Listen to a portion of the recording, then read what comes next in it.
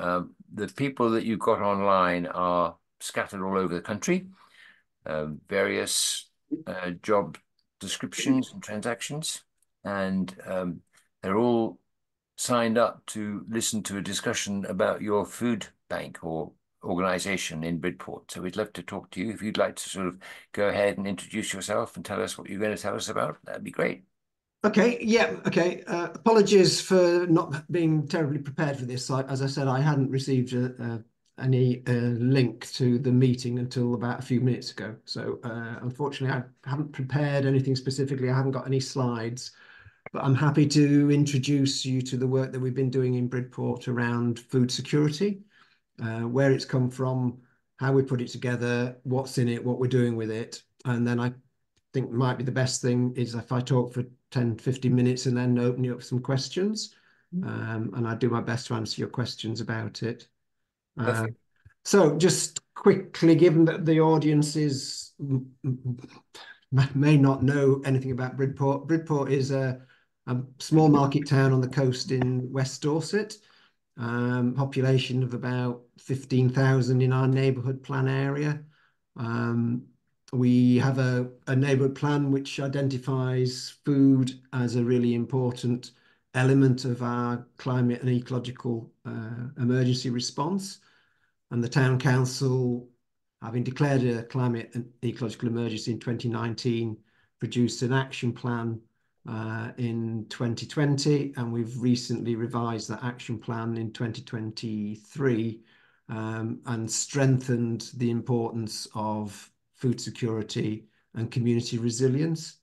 So putting an emphasis in terms of the town council's work in working with food organisations in the town and food producers in the 40-mile area around Bridport to try and increase food production. So the whole host of actions around supporting new entrants into farming, and particularly around horticulture businesses, and setting up community supported agriculture schemes that service the town. The other key one is around access and affordability of food. So we have a number of food groups in the town that deal with food waste and food Cupboard Love, which deals with food banks and distribution of food. But we're very keen to try to increase the supply of fresh, nutritious, sustainably grown food into a distribution network. And there's an ambition for the town to have what is known, I think, and other people may be aware of as food hubs, like a distribution centre, which can help inform people about where food comes from, connect people to producers, and with a bit of luck start to address the issues of access and affordability around food. The other two key areas of our food security plan are around changing diets, helping support a shift to a more plant-based diet. So I can talk a little bit more about that. And the other one is helping farmers with approaches to sustainable agroecological approaches to farming. So that's the plan. The plan was commissioned by the town council last year, 2023, and was undertaken by somebody called Ellie Saltmarsh, who's a local daughter of a farming family that's set up in the West Dorset about 10 years ago. And it's a really interesting report. I can put the link into the chat if people aren't aware of it, but it's available to download. We're currently going through a period of consultation around the food security plan, and particularly focusing on the list of actions that we've identified under the key themes of increasing production, changing diets, resilient farming, access and affordability to food. And we're trying to get local organisations, local landowners, local farmers to sign up to those actions and to commit to helping deliver them for the town for that action plan. We hope to present a more detailed action plan to our council in September this year with those endorsements and support from organisations, groups, landowners and farmers in the area. One of the things Bridport's noted for is it has a local food festival, and this year the local food festival is celebrating its 10th year. So it's a weekend that focuses in on food and local food activity and promotes local produce. Um, we're running a series of sessions at that food festival this year around the food security plan, about the actions, inviting farmers and producers in to talk about what they're doing in terms of food security, and focusing in on retailers and suppliers in the town and what they need in terms of making available more local produce. So that's June the 15th is the local food festival, if people wanted to know about that. Um, and I think that's probably everything I can say without being prompted by some of your questions. So if you're happy to provide some questions, that'd be great. I can't quite see everybody. Where's yeah, so there's lots of people online. Have we got a chat function? Yeah.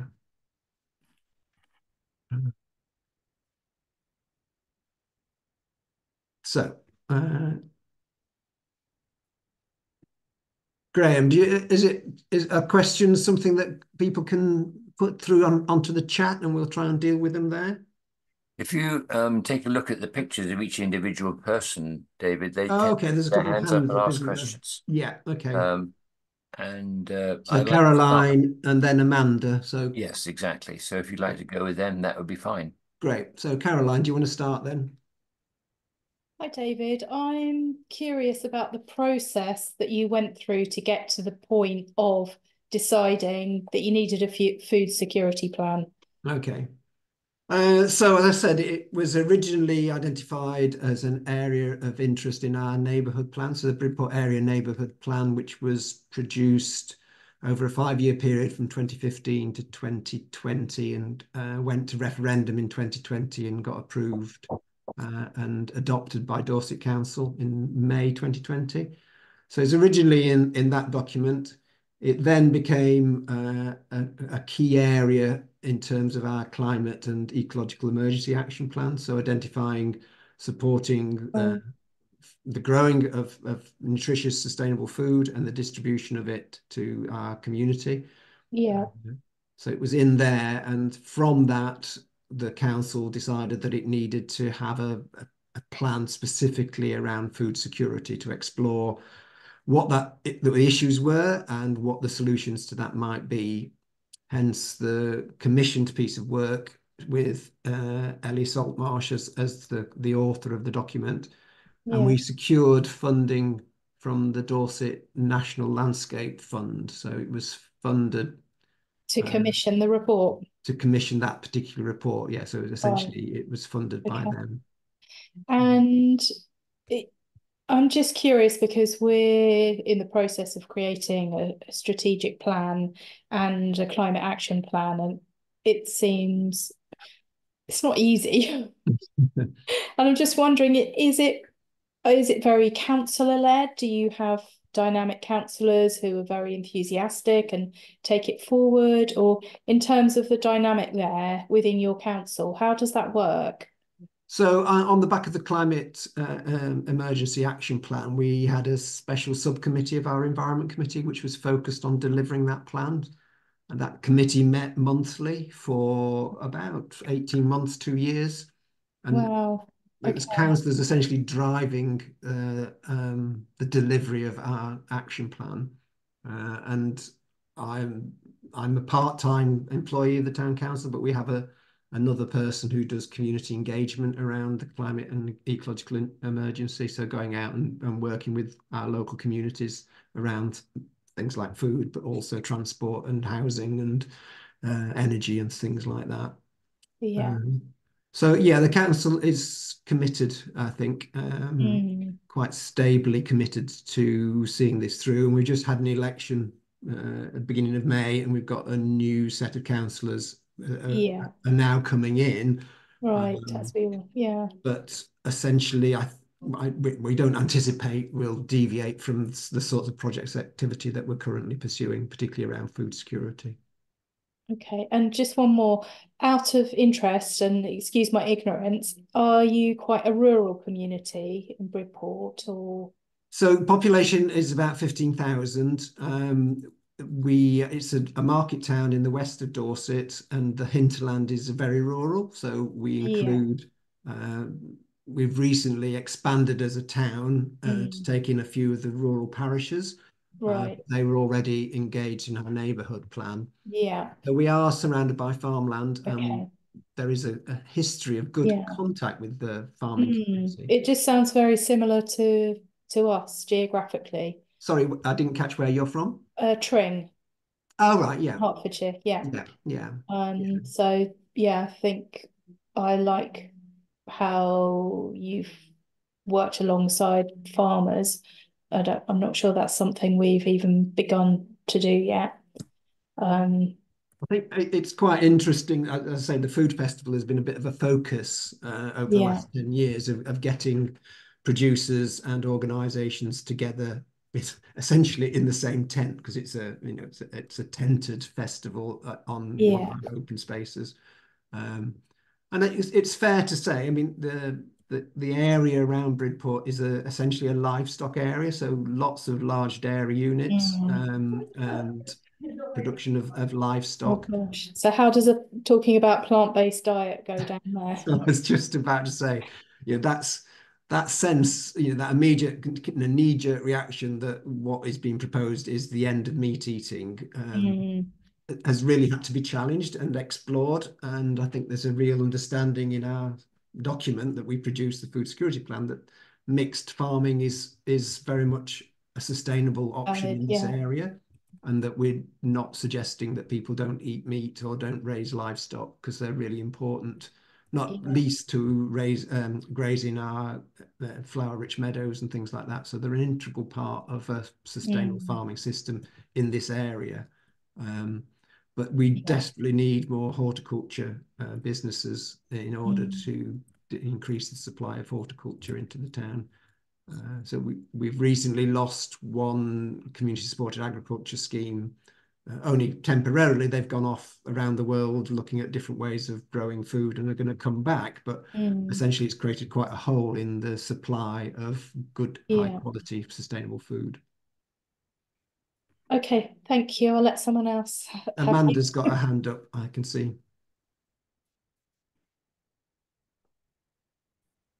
Need to unmute Amanda. Yeah, I did unmute and it seemed to mute me again. It must know me.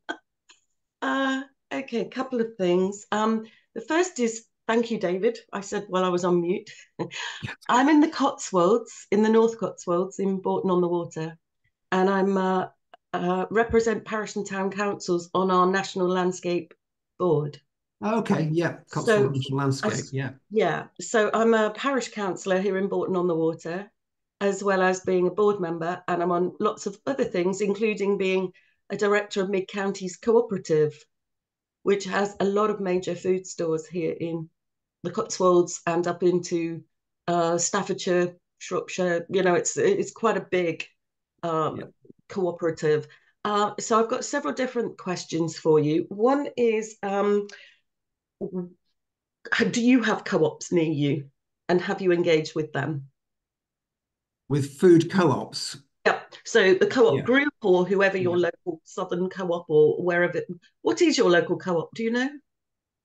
I don't know. I'm not aware of it. We work generally through an organisation called Bridport Food Matters, which is a networking organisation that connects suppliers and producers and retailers. And there's quite a lot of work to promote food in and around the town. One of the duties or principles of cooperatives is we're duty bound by our objectives to work with other co-ops and to cooperate. Okay. So we always get in trouble with Competition and Markets Authority if we go too far towards cooperation. They call it collusion.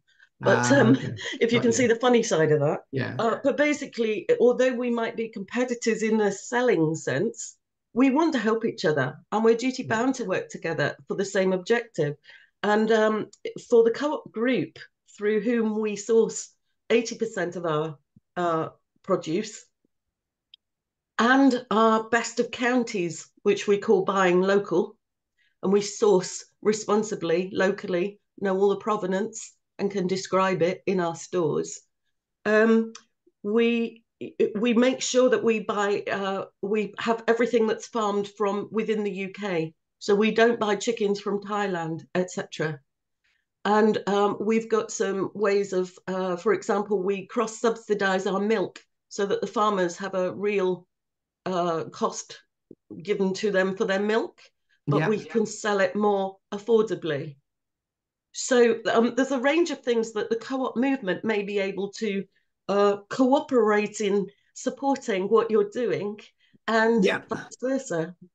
So that's one thing I would suggest. And then the other is from the Cotswolds National Landscape. We've done a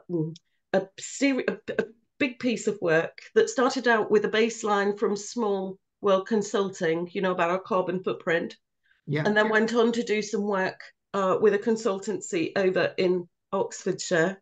That was around how to get to, so we've got a footprint, but we've got a route map from our 2019 baseline that's around reducing to net zero for 2050 or before. And the second or third contributory issue that came up was food and drink. So we're very keen to understand. I mean, we're a county, we're 6 or 7 counties, but we're full of producers, farmers, etc. And in terms of agriculture, I wondered whether you're working with your FWAG, or do you even have such a thing? Yeah, I think FWAG are active. We're certainly working with the NFU representatives for this part of Dorset. They're involved in the food festival. And we work very closely with Dorset Wildlife Trust, who have an advisor who goes around farms, looking particularly at the ecological importance of some of the habitats that we have in places like the Marshwood Vale and things like that. And you'll know that parish and town councils have got the new duty of biodiversity. Yeah. And that can connect with the food security side, because if you don't have I think that's why we've got, you know, we're very keen that we've got an action plan that's integrated with the climate and the ecological emergency. So we're very much focused on the importance, not only for the habitats, but for the well-being of our community, that we have good access out to green spaces and out into the countryside.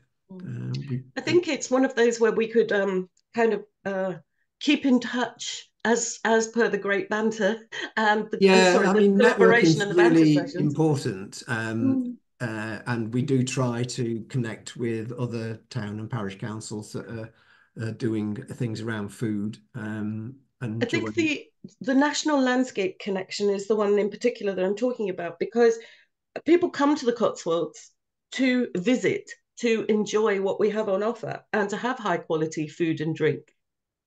And and so we've got a range of hospitality and other businesses that are there to sell it. We've got producers that are there to sell it, or to produce it to sell. But the point there is, how do we get the footprint down without them feeling threatened? And so I suppose it's that, to what extent have you collaborated with those who've got quite a high footprint to see if they could work with you to reduce it whilst thriving?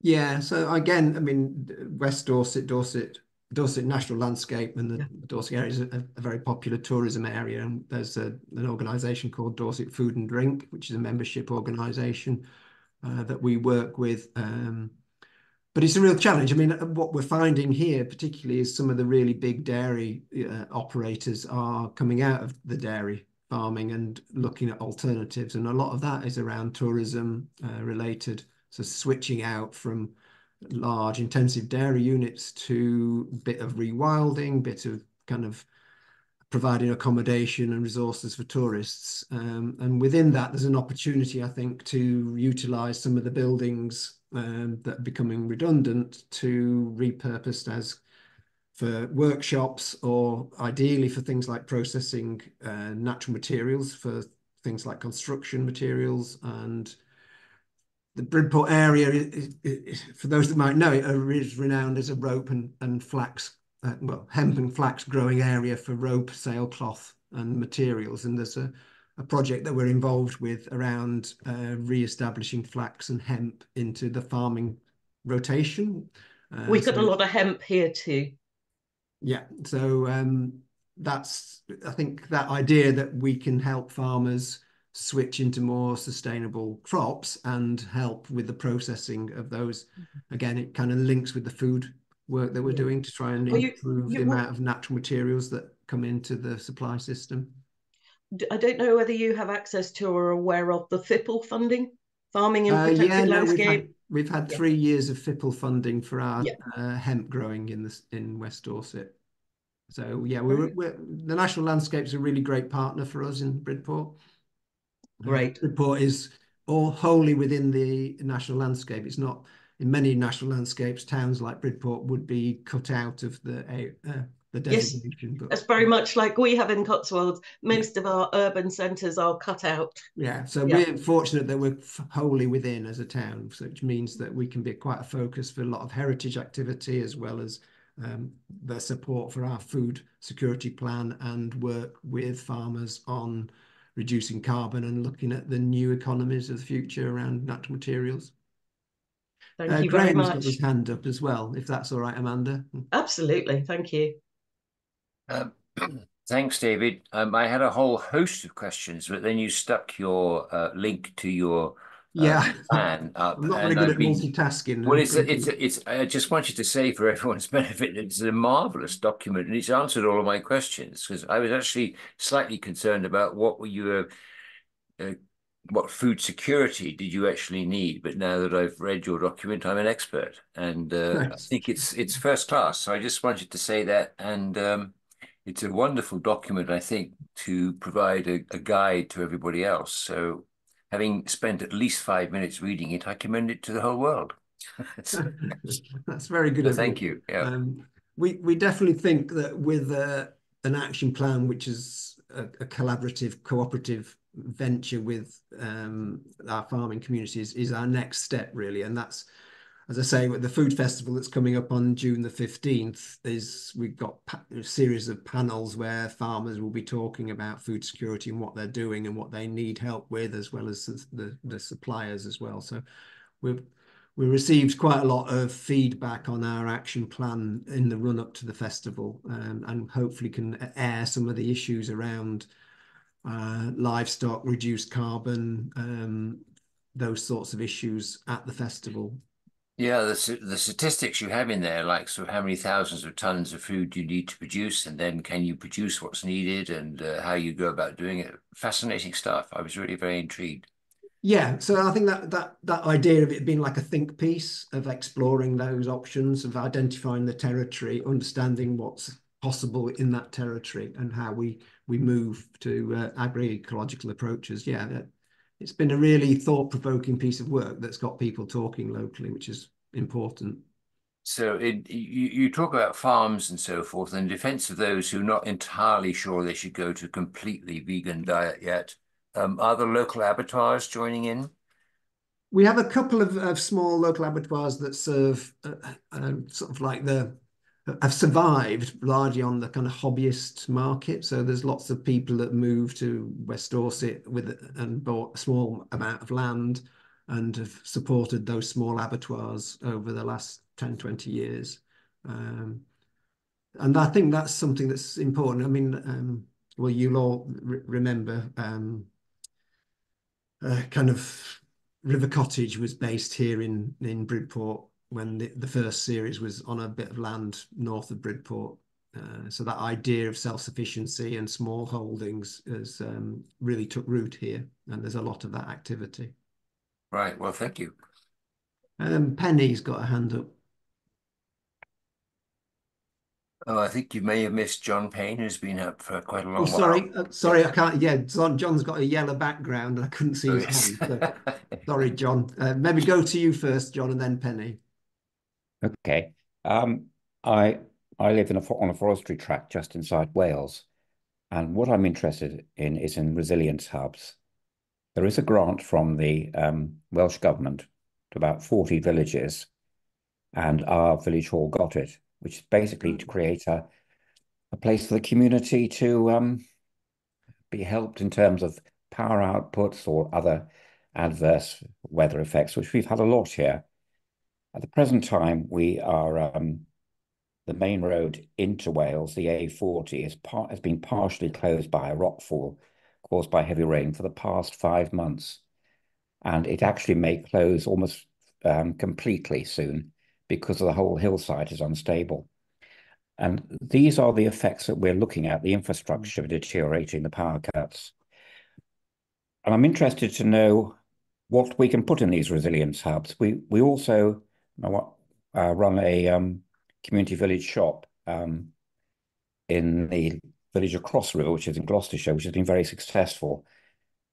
But there are tensions within that at the moment, and it's about creating a setup that's more like a CIC. At the moment, 8 of us local people run it, but it's the part of the problem is the guy who started all is a butcher, and not all of us feel the same way about that kind of food, you know. Yeah. And it's a bit old-fashioned as well. So resilience hubs, anybody got any comments on that? Or can I ask you then, Peter, to talk about it? Well, if from our point of view, we've identified our Bridport Food Matters, which is the networking organisation that helps promote the idea of food security in our areas. Very keen that we have a food hub as part of the resilience plan for the town. So we've recently updated our emergency and resilience plan for the town. Flooding is a big issue here. And getting support for when we have floods is really important, and that's been scaled up in the last. Can I just play our resilience hub so far has got 2 Tesla Powerwalls, which basically would provide power for cooking, heating, light for the village for approximately 4 or 5 days. It also has an EV charger. We are quite isolated, the village, physically on the top of a hill. Certainly a lot more needs to be done around resilience, doesn't there? So we're only at the start of addressing the problems and issues. Do you have any? Could I ask Penny just see if there's anything else on food that, and then I might need to depart in the next 10 minutes. So maybe that you want to come back to your resilience hub as a group. Penny, because I see just very quickly about food, and I think John's question is great, and I'd love to talk about that as well. Mine's very, very, very brief, David. Thank you. I did hear Ellie present the report at another meeting. I'm just wondering if you can give me just a guide into where in your neighbourhood plan you made the connection with food insecurity and how you did that, and is there a policy? I know you're updating it, but we're currently doing a light review of the neighbourhood plan, but I think I'll if you put your email in the chat, I'll send you the direct element of the plan which we use to support the food security side of things. Thank you. I think it's there was a couple of policies that we drew on. I think one in the climate change section, and then the other one in designing for sustainable living. Okay. If there's no more questions for me, would it be okay if I jumped out of the meeting because sorry, there is one. Peter. David, sorry, I had technical problems at the beginning, so I may have missed this, but I live in Ely in Cambridgeshire, in the heart of the Fens. How would you actually sell the need for a food security plan to local councillors or even the local farmers, some of which are already members of nature-friendly farming group? So I think from our point of view, it has to come from the grassroots. It's not something the town council went along and said, you know, you lot come and get together, you need a food security plan. So I think it was the culmination of a number of years of running the food festival for starters, And then the climate emergency and ecological emergency action plan, beginning to talk to people about what is it that we need to do. And then obviously COVID came, and we had, locally there was a really good voluntary response to try to support the community and individuals through that whole crisis. And I think that led us to think we need to do more around understanding our food system and localizing our food system. So basically starting with those questions that, agriculture is part of the climate problem. So what can we do about that? We need to increase our local foods, improve our local food system to support us when there is crises like COVID or power outages or other issues that happen to us. We need to have a stronger system. So that was the basis. I think there was a good level of support for us to find the funding and commission that piece of work. Not everybody is saying, wow, this is the answer. There's been quite a lot of debate about whether the plan that Ellie's put together is right for every farmer in the 40-mile area. And that debate is ongoing around the action plan. But I think it's really important to kind of flush that out and to have those conversations and identify where people don't agree about the future direction of farming, and understand that there's different views about how we move forward. It isn't, there is no one single view that should dominate. It's a complex system, but it needs to change, and we need to start changing it in areas where we can cooperate together to support the farmers and the producers, but also to make sure we get a good supply of nutritious, sustainably grown food in the town. Oh, that's great, David. I mean, I can see immediately now. Oh, I could see a way in, because in Ely, we visit Ely, which is the visitor attraction kind of a organizer, which actually is part of the City of Ely Town Council. They have an annual 2-day food and drink festival. And that seems to be the way in, very much so. And I've been very keen to encourage them to actually not allow diesel generators at that festival. But then the next stage is to have that type of conversation. Thanks a lot. I mean, having I think this year we've got a kind of a yurt that is going to serve as the discussion place during the festival. And there'll be a program of panels and discussions. And I think that's, introducing it at that level, everybody's there and everybody's able to take part and contribute to it. So it's a great building block for then going on and commissioning bits of work. Right. Yeah. Okay.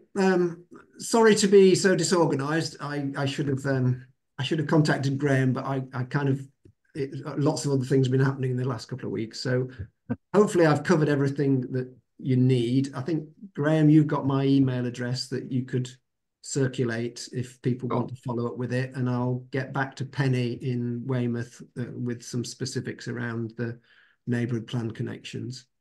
But apologize if I jump out now, and I'll catch up with myself a little bit. Well, David, for an unrehearsed, unexpected, unprepared presentation, I thought that was marvellous. Well done. So very, very maybe helpful. I should do it more often. Yes, forget the slideshow. Yes. Well, I'll catch up with you afterwards about that. But thank you so much for your time. Really appreciate it. And I think you've started a lot of interest in people saying, oh, yeah, we could do that. Great. And as I say, I think your document is marvelous, and it's a great start for those people saying, so where do we go from here?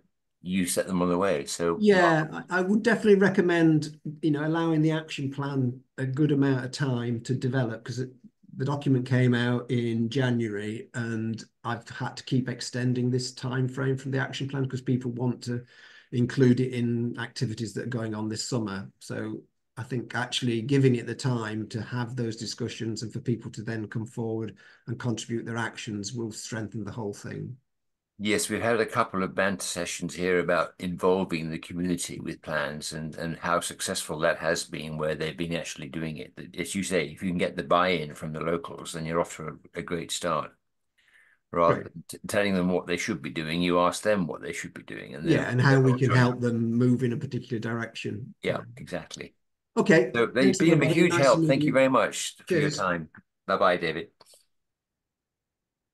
And right, for those of you who wish to carry on, and certainly John, you were sort of suggesting that you've got ideas or that other people could use. As it happens, I live on the Isle of Wight in Bembridge, which in olden times has been an island because the waters around here are quite capable of turning us back into a separate island.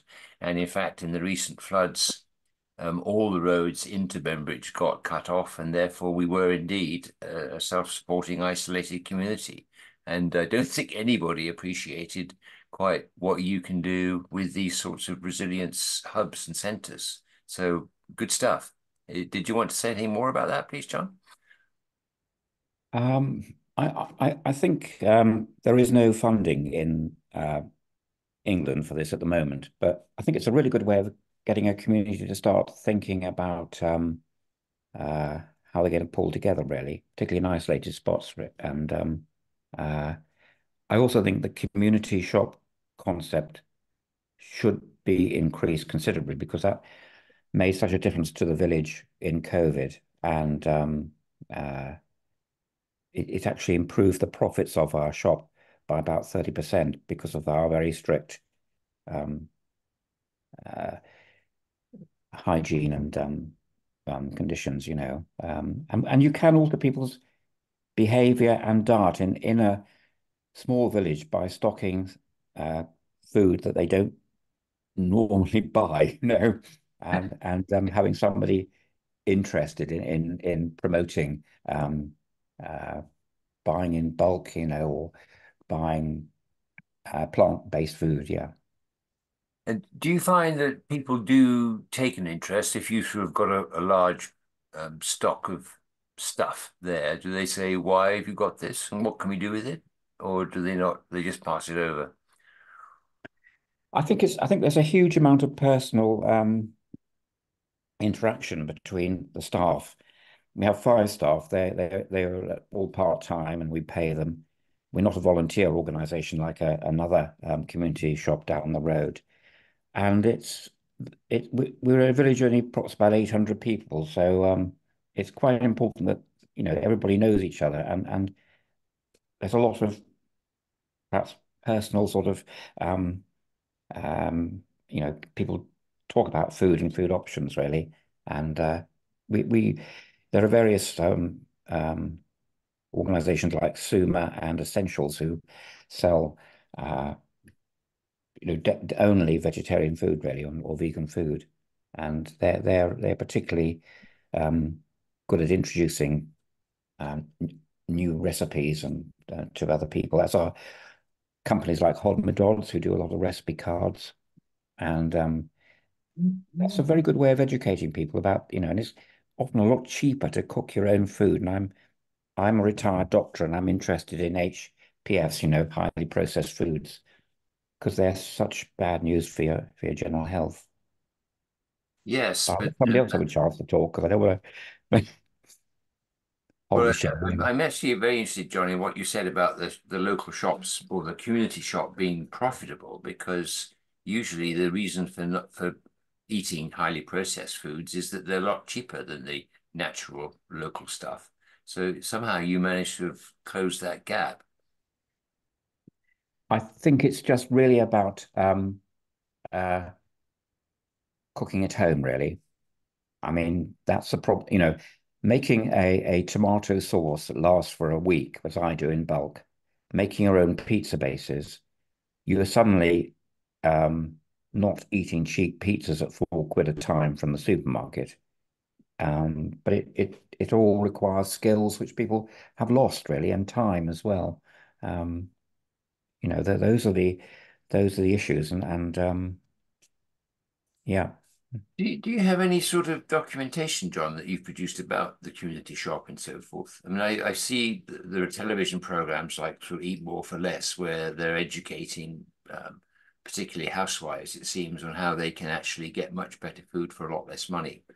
But if you have any documentation per se, then that would be really helpful to our knowledge base. I would have to produce that. I could probably do that, and if you give me a contact, I don't have I don't know the best way to contact the group, really. Well, if you do everything through me, then I'd be Okay. happy to spread it around, because we're building a knowledge base of all sorts of useful pieces of information that can help people. And mostly we're not creating anything new. We're just pointing people to where the best practice lies. But in the case where it doesn't exist, we have to generate it. I think it is signposting. I think also that there has been a resurgence in the parish councils around us. And you also can start to take advantage of the changing political landscape. Until recently, the Forest of Dean District Council was Tory dominated. But in the last elections, the Green Party became the dominant party within the council. And the change has that they're unfortunately they're often don't have the administrative sort of structures to make things work as smoothly as before, because they're learning on the job. But the whole feeling of the council has changed so much, you know, with that political movement, really. And I'm not a member of any party, but I think that's something that we need to take advantage of, really. This real concern about poverty, about health, about the future, you know. We're beset by so many problems. You know, people never imagined, for example, the A40, the second busiest road into Wales from Ross-on-Wye to Newport, would be closed, you know. Yeah. You know, amazing. You know, that's something they haven't got their head around, you know. Well, you're getting lots of thumbs up from people who I think are all suffering from parish councillors that aren't on their side. So what you're learning and saying is going to be a great interest, I think. But let me move on to other people. There's a question from Penny in Weymouth. It's not quite a question, more of a response to John. My background's also in healthcare, and I'm not a councillor, but I'm working closely with Weymouth Town Council on a neighbourhood plan, and as a result, I sit on the CE working group, but I feel we're very sort of behind, and I mean, you know, politics, you know, and the way politics happens it means it gets in the way a lot of the time and stops people coming together, which is a frustration and a sadness for me. But in terms of the security, what did you call it? A resilience hub, I think it resonates. So in Weymouth, I've been involved with another group through sort of climate activism. We set up a charity called Weymouth Climate Hub, but we're struggling to find somewhere, you know, to have a home. So at the moment we're sort of transient and nomadic and set up wherever we can in different places and do much of the sort of thing that I'm sure you're all doing in terms of addressing issues that are related to our changing climate and food insecurity and poverty. There's so many, it's sort of overwhelming a lot of the time, which is really can be difficult. So it's very affirming to come into a group like this and hear what other people are doing and learn from each other. And I got married in Ross-on-Wye. My family were in that area for a while, so I'm very familiar with that road, John. And yes, it's shocking. And in fact, I didn't even know it was closed because, again, media coverage and the way things are presented sometimes obscures and confuses us.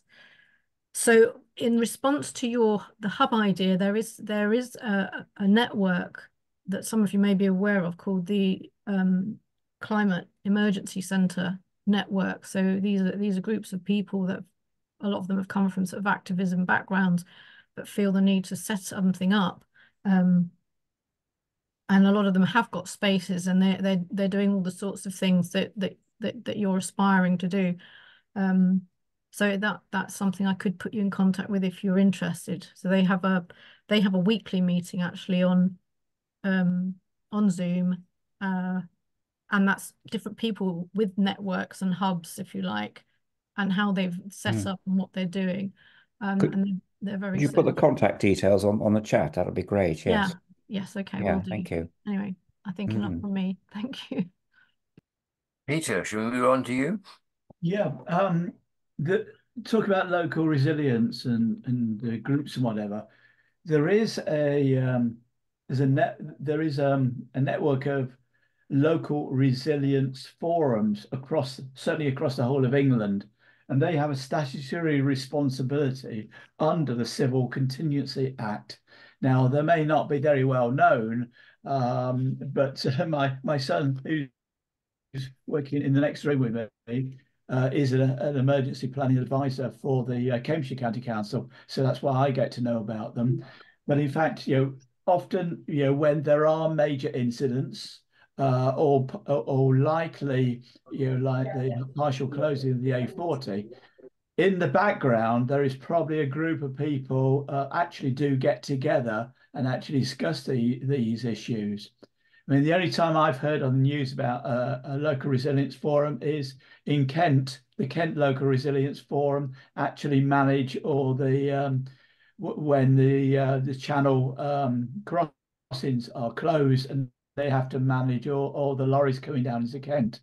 But they also deal with lots of things like obviously kind of flood issues and whatever, and setting up in conjunction with the district councils rest centres when there is an emergency in that respect.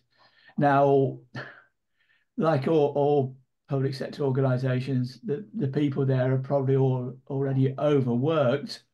But in fact, there is a way in to be able to say, hey, look, we want to set up a local resilience group because we know there are issues particularly relevant in areas that do flood regularly, and actually work with the local resilience forum or the emergency planning advisors. My son won't like me for saying this, by the way. The emergency planning advisors at the county council level, or there are also emergency, somebody has the role of the emergency planning advisor at a district level. But the resilience forums are a statutory responsibility under the Civil Contingencies Act, for which I can't remember when that was produced. But there is a nice kind of opportunity to kind of have that as a statutory organisations to actually say, hey, look, we can provide things like this. Now, they already would have contacts with, I don't know, Red Cross and John's ambulances when there is a need to set up an emergency, as happened in Great Yarmouth when there was an exploded bomb found, as happened in Swansea when I think it was another exploded bomb that heard there. There were two occasions when a major incident has been declared, but clearly, obviously, flooding is a major incident in certain areas, and the ability to have a local resilience hub that actually can cope with people at a more kind of parish village level, I think would be a very kind of a useful thing. So my suggestion is attempt to contact the local resilience forum, which will exist in your area. Certainly in England, it may be different in Wales. Thank you very much. Amanda?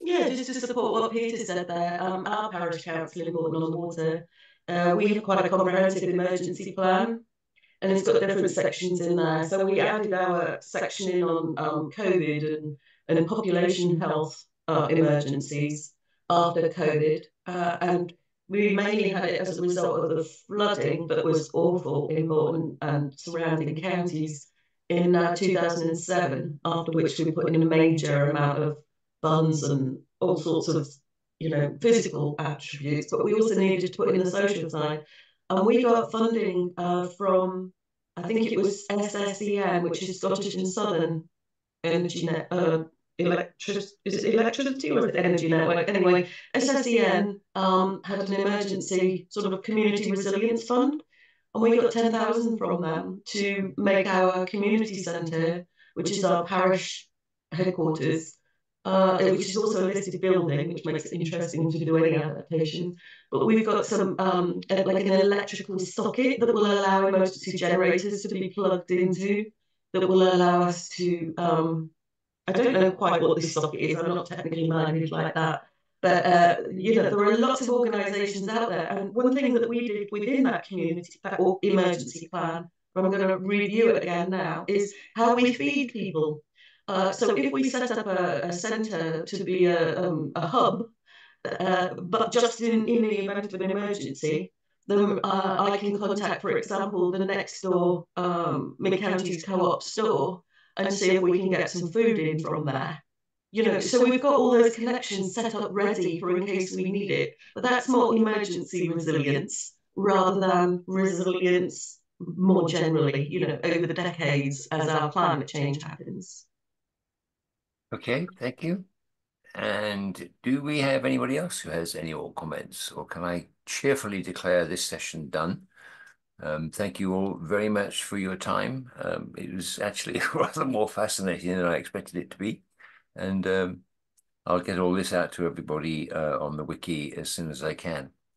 So thank you all very much. Tristram, if you're going to stay on for a second, that'd be great. And to everyone else, thank you. Take care.